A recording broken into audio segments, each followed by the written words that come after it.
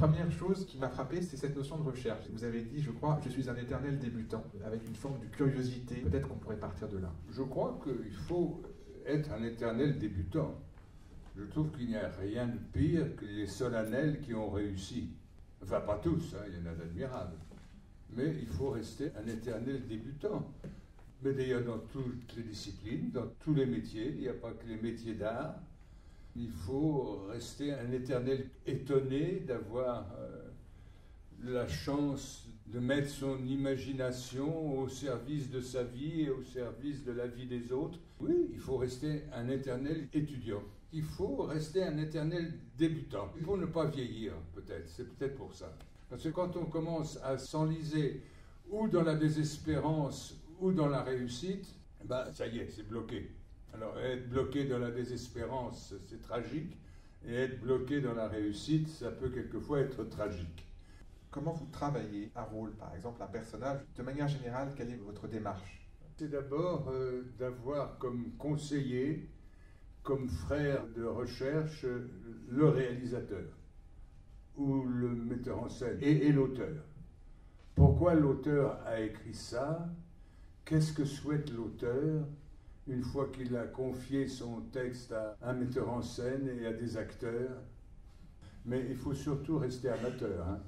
Amateur, c'est-à-dire aimer, amour innocent de ce qu'on fait, et non pas s'installer dans un confort de petite ou de grande réussite. Notre métier, c'est un éternel apprentissage, tellement secret, tellement magique, qu'il faut toujours rester très ferme avec notre imaginaire et notre folie d'avoir choisi des métiers qui ne sont pas des métiers, comme disent les gens honnêtes qui ont des métiers, mais qui ne sont pas forcément honnêtes pour autant. Je sais que je n'ai pas la maîtrise d'un spectacle, je n'ai pas la maîtrise d'un film. C'est tellement une osmose de tous ces personnages, acteurs, décorateurs, metteurs en scène. Vous parlez de l'osmose entre l'équipe et oui, ça, vous n'aviez pas osé proposer vous-même. Alors, moi, même encore maintenant, quand je suis devant un texte à apprendre, devant un metteur en scène, même si je le connais bien, si j'ai déjà travaillé avec lui, devant l'auteur, qu'il soit vivant ou mort, mais comment je vais arriver à m'entendre, et cet auteur, et ce metteur en scène que je connais, et ces comédiens que je connais ou je ne connais pas, qu'est-ce qu'ils vont m'apporter? Qu'est-ce que je peux leur apporter? Vous comprenez? Ce métier d'imaginaire et de lire passionné de l'existence, finalement, les métiers d'art, je crois. Ce mot de délire, je le trouve particulièrement intéressant par rapport à votre travail. Il y a de nombreux personnages que vous avez interprétés, que ce soit au cinéma ou au théâtre, dont dernièrement d'ailleurs Le Roi Lear, mais aussi au cinéma, des personnages de déviants ou de maris obsessionnellement jaloux, ou chez Buñuel évidemment, de bourgeois décalés. Donc il y a toujours un grain de folie. Peut-être que vous pouvez nous parler de ce rapport à la folie, au délire, et comment il s'inscrit dans votre travail. Les folies et les délires de tout un chacun, de toute personne que j'ai pu rencontrer dans la vie depuis que j'ai l'âge d'écouter, m'ont toujours passionné. Et je pense que, à part ce qu'on appelle les gens honnêtes, les gens, entre guillemets, les gens rangés, les gens sérieux, les gens installés, les gens respectables, ils se cachent derrière tous ces gens exemplaires des douleurs et des folies extraordinaires. Quand j'arrive avec un texte, on me dit, vous allez jouer ça. Il y a donc l'auteur, il y a le metteur en scène, c'est-à-dire le chef d'orchestre, il y a les partenaires. Alors, comment moi j'arrive là-dedans? Je me dis tout de suite, mais l'auteur est là, ou alors il se cache, il a peur lui-même. Est-ce que je vais réussir à être fidèle à sa pensée, à ce qu'il veut raconter? Et alors le metteur en scène, qu'est-ce qu'il va m'apprendre? Parce qu'un metteur en scène, c'est fait pour apprendre sans arrêt le métier de ceux qui dirigent. Comédiennes, comédiens, nous sommes les enfants gâtés. Et il y a les partenaires. Comment ils vont jouer, eux? Comment est-ce que je vais m'inclure dans leur travail? Comment ils vont s'inclure dans le mien? Alors, moi, j'ai un trac fantastique. Dès le moment où j'ai décidé, où on m'a décidé de jouer telle chose, alors là, le trac est là. Comment je vais répondre à ma partenaire? Comment elle va dire ce qu'elle a à dire? Suivant la façon dont elle dit ce qu'elle a à dire, je ne répondrai pas de la même façon. C'est-à-dire que je ne suis pas un bloc comme certains acteurs. D'ailleurs, ce n'est pas la peine de faire ce métier-là si vous êtes un bloc et puis si vous ne voyez pas ce qu'il y a autour de vous. Et alors pendant toutes les répétitions, j'ai un trac fou. Mais vraiment. Au bord, quelquefois, de vouloir lâcher ou de me dire, et de dire à haute voix, mais j'y arriverai jamais, comment est-ce que je vais y arriver? Et dès que je suis devant le public, mais ça c'est extravagant, c'est peut-être parce que j'ai très bien travaillé pendant les répétitions, que finalement j'ai appris le chemin que je devais prendre. Alors là, le trac s'en va. Mais dans cette mort sur ordonnance, la dernière image, c'est le suicide de votre personnage, il pointe l'arme sur son visage et il tire. Et il y a une absence totale dans votre regard, quelque chose d'absent, quelque chose qui est ailleurs. C'est un regard qu'on retrouve souvent dans vos personnages, cette espèce d'absence, quelque chose qui part ailleurs. C'est un peu lié à la question du délire, c'est cette question de l'absence. Voilà. Comment dans votre jeu, dans votre travail, il y a cette espèce de chose qui part. Mais l'absence, c'est très intéressant finalement. Les rapports qu'il peut y avoir entre des gens qui ont une relation très intime, ou d'amitié, ou d'amour, ou de filiation. Et souvent, les gens ont des discours, ont des comportements extrêmement stricts, normaux, raisonnables. Mais ce qui m'intéresse, moi, c'est de voir toutes ces personnes qui sont obligées d'avoir une très bonne tenue dans la vie, comme moi, je suis obligé d'avoir une très bonne tenue quand je joue la comédie. Mais il y a des moments d'absence chez nous tous, et de, pas de mensonges, mais d'absence et de secret. Ces absences qu'il y a de relations entre les gens, même très intimes, sont pour moi une chose vitale pour la vie, ou pour la peur de la vie que l'on mène, ou pour la crainte de ne pas bien mener sa vie et la vie de l'autre, etc. Et ce sont ces moments de questionnement, de vide, en effet, ou d'évanouissement. Pardon? D'évanouissement?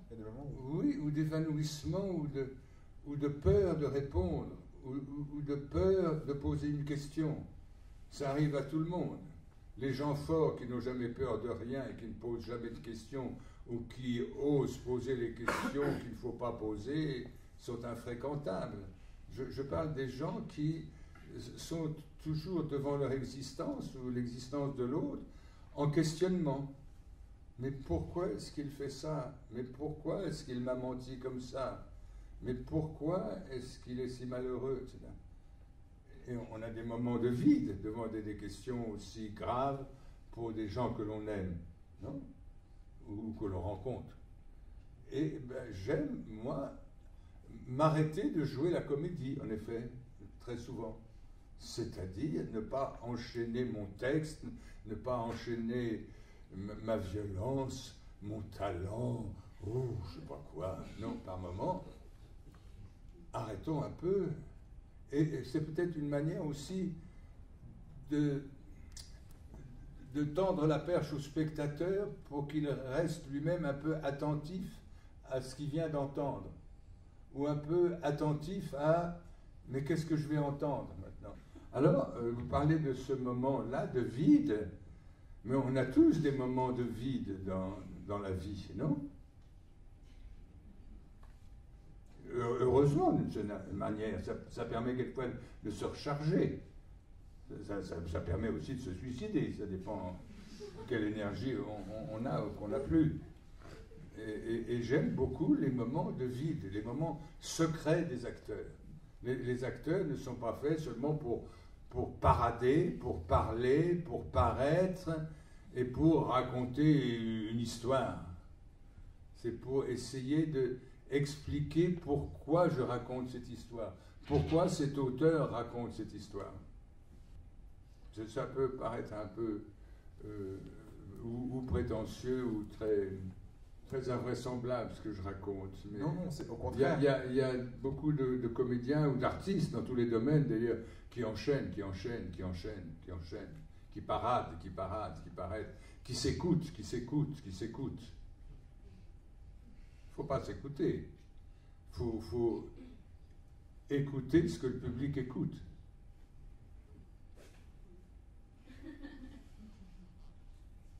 Cette part d'énigme et de mystère, on la retrouve beaucoup. À la fois, vous dites qu'il faut donner à entendre ce que l'auteur veut dire, et dans cette parole qui veut dire quelque chose, il y a en même temps une énigme. Il y a des choses qui ne sont pas résolues. Ça me fait penser que votre lien à Buñuel, à Luis Buñuel, je crois, avait quelque chose de très profond, qui lui aussi, derrière l'apparence de normalité, de bourgeoisie installée, d'un monde normal, était dans cette espèce de mystère, d'énigme, de décalage, de révélation, de la folie aussi de cette chose-là. Vous avez fait plus de 6 films avec. Oui, mais je crois que tout individu sur Terre a toujours, à un moment de son existence, une possibilité de devenir fou, de devenir en délire, ou de devenir épuisé de vivre. Alors, c'est ça qui m'intéresse d'expliquer dans ce que je joue. En revanche, j'aime beaucoup aussi Fred Astaire, attention, hein. Mais Fred Astaire est tellement magique, physiquement, de grâce, de souplesse, qu'il me fait rêver. Est-ce que c'est un danseur ou est-ce que c'est un papillon qui se promène dans l'espace? Vous comprenez? Eh bien, les danseurs, c'est la même chose. Les danseurs, il y en a qui ont une technique merveilleuse de la danse, mais on sent que ça danse. Hein. Puis il y en a d'autres qui ont l'impression qu'ils ne sont plus sur le sol. Voilà, alors j'aime les artistes qui ne sont plus sur le sol. J'aime les acteurs qui ne sont plus sur le sol. C'est pour ça que j'aime Mitchum, par exemple. Pourquoi Mitchum? Mitchum, parce que Mitchum n'était pas un acteur, c'était un amateur, mais qui avait une telle prestance, une telle mystère dans le regard. Moi, j'ai vu des films où c'était des non-acteurs qui jouaient. Et pourquoi ces non-acteurs étaient admirables? Par exemple, pour moi, les films de Bresson, ce qu'on appelait les modèles, un de mes rêves a toujours été de jouer dans un film de Bresson. Alors, il faut rester amateur, il faut rester extrêmement professionnel si on est un acteur, on a le métier d'acteur. Mais il faut rester un peu imaginaire, un peu léger, un peu non professionnel. Voilà, je veux dire. Le nombre d'acteurs qui sont de grands professionnels et qui m'ennuient, moi, copieusement. Parce qu'ils deviennent une caricature d'eux-mêmes. Leur mécanique et leur suffisance leur suffisent. Vous faites d'ailleurs la différence dans un entretien entre faire l'acteur et être acteur. Ça rejoint ce point? Oh, oui, c'est mieux faire l'acteur, oui. Parce que tout le monde dans la vie fait l'acteur. Dans toutes les disciplines, dans tous les métiers, les gens font l'acteur. Un cordonnier, ça fait l'acteur. Un chirurgien, ça fait l'acteur. Hein? Un professeur, ça fait l'acteur. Tout le monde fait l'acteur. Et quelle est la différence avec être acteur? C'est d'avoir décidé d'essayer de gagner sa vie en faisant ce métier d'acteur. Voilà. Je sais que parmi les gens que vous admirez, il y a Mastroianni aussi. Un comédien exemplaire, absolument pas infatué de lui-même, qui ne se prenait absolument pas pour Mastroianni, qui était un éternel étonné, un éternel étudiant de son métier. Que faisait Mastroianni avant d'être connu, Mastroianni? Il jouait dans des opérettes, dans des machins, des trucs. Et puis un jour, Fellini a dit « Mais monsieur, je voudrais vous voir. » Bon. Et que fait Mastroianni quand il est sur un plateau de cinéma ou dans un film? Il est là de la première minute du tournage à la dernière, sur le plateau, regardant travailler les autres, écoutant les autres. Il ne se passionne que pour tous ces gens qui font ce film, il fait partie de ces personnes qui font ce film, vous comprenez? C'était un éternel étudiant, un éternel étonné d'avoir une telle présence et d'avoir un tel triomphe, je peux dire. L'acteur le plus modeste, le plus émerveillé de faire ce métier insondable. Alors, je pourrais vous décrire son contraire. Il y a les acteurs très célèbres qui ne jouissent que de leur célébrité et qui n'ont plus aucun effort de l'imaginaire et de la recherche, justement, de où est-ce que je peux aller encore faire mieux, si c'est possible, encore faire mieux. Il y a ceux qui ont fait très bien, ils ont eu 4 Césars et ils sont contents. C'est lamentable. C'est lié à la jouissance. Mais ils peuvent avoir une très grande séduction. Et puis ils gagnent beaucoup d'argent. Et comme maintenant la critique n'existe plus, mais que dans tous les journaux, toutes les semaines, on met le box-office, tant d'entrées pour un tel, tant d'entrées pour un tel. Enfin, ça c'est un autre métier. Et Mastroianni, qui faisait partie du box-office, mais à son époque, le box-office n'existait pas. Mastroianni, c'était un éternel étudiant. J'aime les éternels étudiants, d'ailleurs dans toutes les disciplines. C'est lié à cette question de la jouissance aussi que vous évoquez parfois. Le plaisir, l'amateur, le plaisir du jeu. Oui, je dirais le plaisir de la farce du jeu, justement. Le plaisir de la farce du jeu. Parce que quand on joue devant les spectateurs, il faut être en même temps extrêmement courageux, je dirais présomptueux même. Comment est-ce qu'on ose faire asseoir des gens pendant 2 heures ou quelquefois 10 heures de suite, et non, avoir le courage de demander aux gens, asseyez-vous et regardez-moi. Et regardez-moi et écoutez-moi. Je suis magnifique. Ce que je vous raconte est magnifique. Non, il faut être extrêmement orgueilleux pour faire ce métier, mais extrêmement modeste aussi. Extrêmement modeste. Et ceux qui ne sont que suffisants de leur pouvoir sont très malheureux. À propos de cette recherche, est-ce que cette recherche se poursuit pendant les représentations, lorsqu'il s'agit d'une pièce? Bon, il faut, oui. Moi, je trouve d'ailleurs même qu'on devrait, mais ça devrait être mis dans les contrats. Par exemple, pour Le Roi Lear, que j'ai fait avec André Engel, on a arrêté pendant 2 mois, 3 mois, et puis on devait rejouer après, et donc on a répété à nouveau. Heureusement, parce qu'on a trouvé d'autres choses. On est sorti d'une installation dans une sorte de confort, de réussite et de savoir-faire. Moi, je trouve qu'il faudrait, dans les contrats pour les metteurs en scène, les acteurs et les directeurs de théâtre, exiger que tous les 2 mois, à condition que la pièce ait le succès pendant 2 mois et 2 jours, répéter à nouveau, chercher à nouveau. Alors, quand je joue, j'essaye de chercher à nouveau, mais tout seul, puisqu'on ne répète pas. Alors je répète tout seul, mais pas devant ma glace. Hein. Mais je connais des acteurs, enfin je connais un acteur, je ne sais pas son nom, parce que qui pendant très longtemps jouait Hamlet devant sa glace chez lui, comme un exercice. Parce qu'il faut s'amuser aussi quand on fait nos métiers. Et ce qui est très dangereux, nos métiers sont tellement aléatoires, tellement difficultueux, tellement...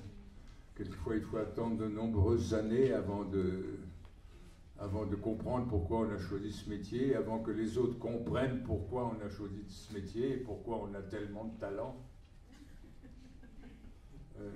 Qu'est-ce que c'est que le talent?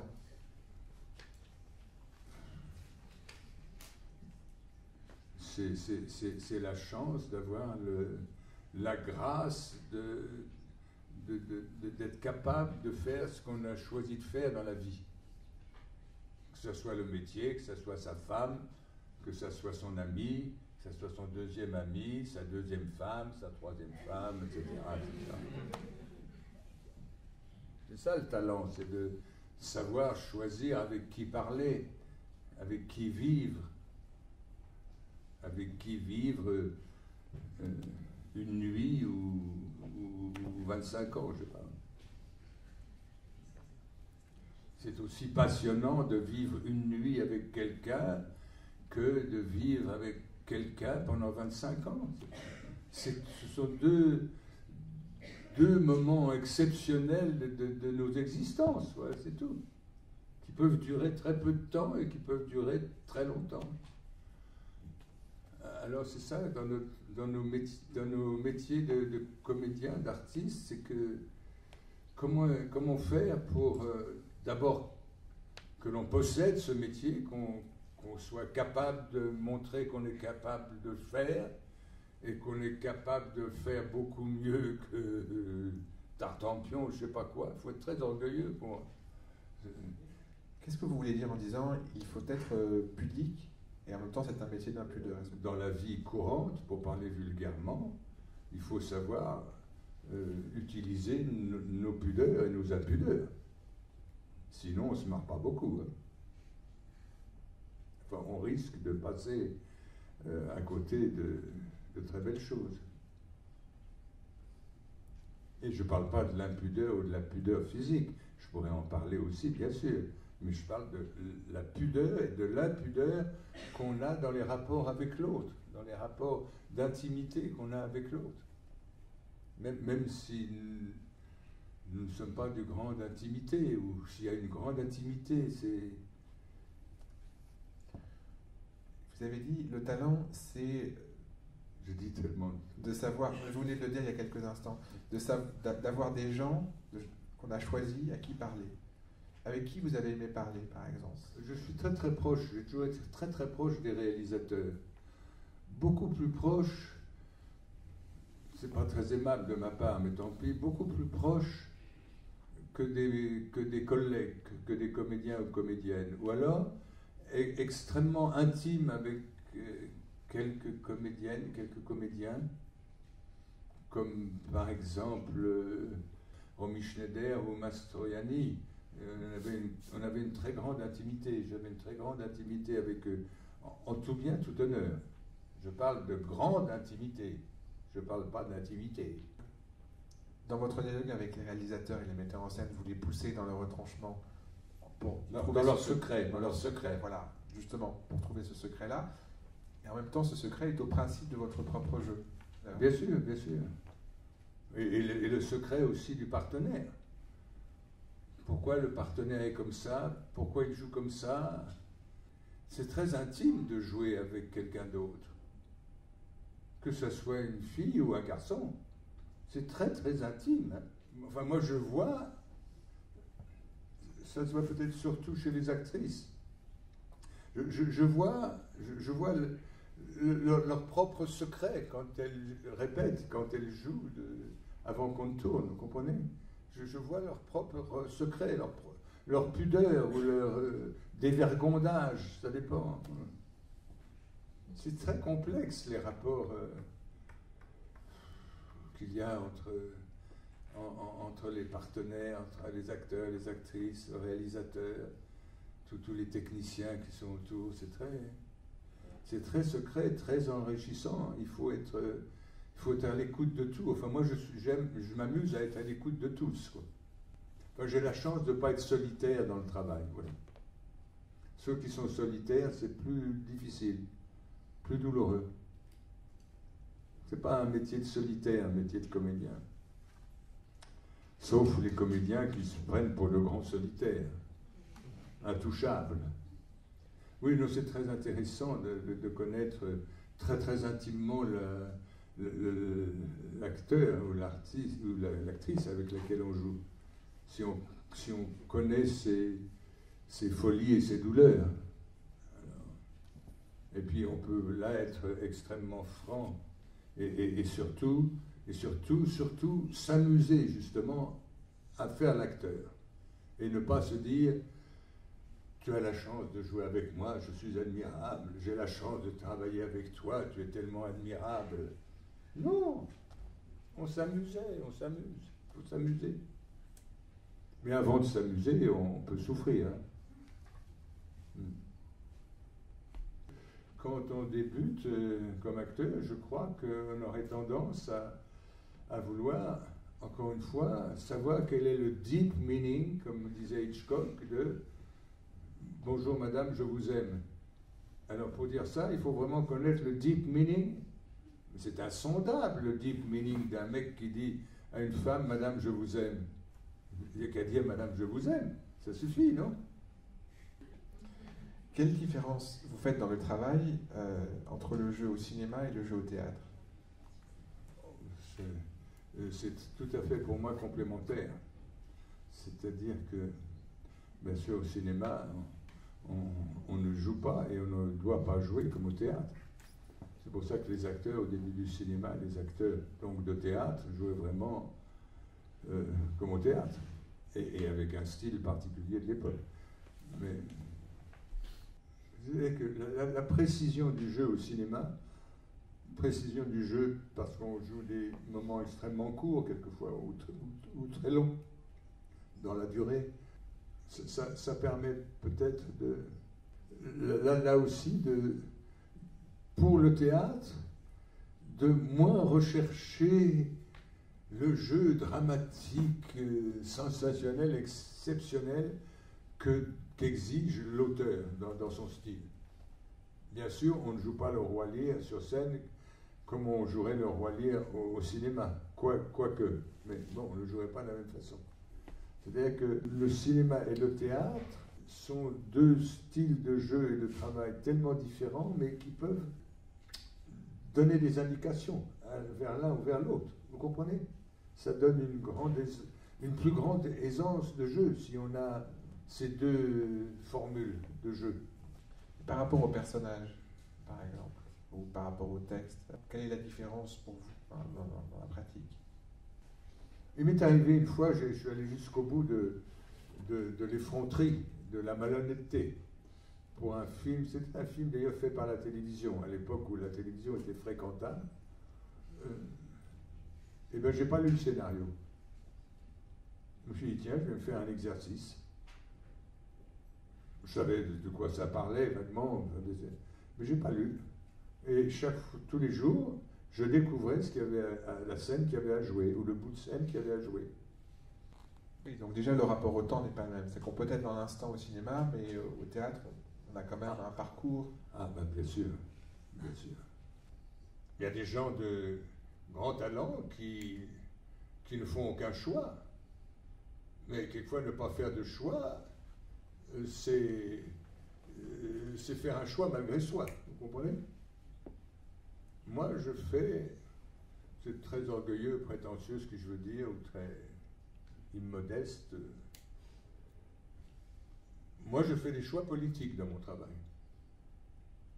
Il y a des personnes avec lesquelles je ne travaillerai jamais.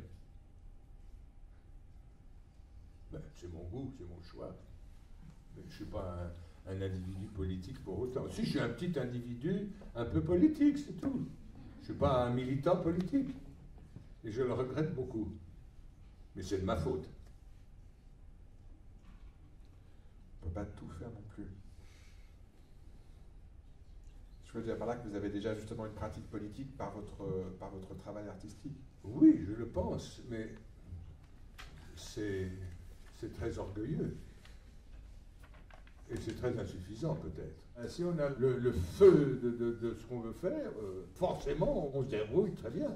Ou très mal, mais très bien, ça dépend des mois. Si vous avez envie d'être acteur, ou d'abord d'avoir une sorte de suffisance, confiance en soi extraordinaire. Pas de vanité, pas de... Moi je vais être aussi bien que... Bon, il faut avoir la rage au ventre. Et puis si jamais on dépérit, je veux dire, si jamais c'est trop dur, si jamais on risque de ne pas y arriver, On peut changer de vie dans la vie. C'est douloureux. On peut changer de vie dans la vie. C'est pas malhonnête. C'est une quête merveilleuse de la vie. Non? Si on veut être acteur, c'est une quête merveilleuse de rencontre, finalement, de rencontre. Qui on rencontre? Qui on rencontre? Eh bien, on va terminer sur ce mot de rencontre en vous remerciant pour cette magnifique rencontre.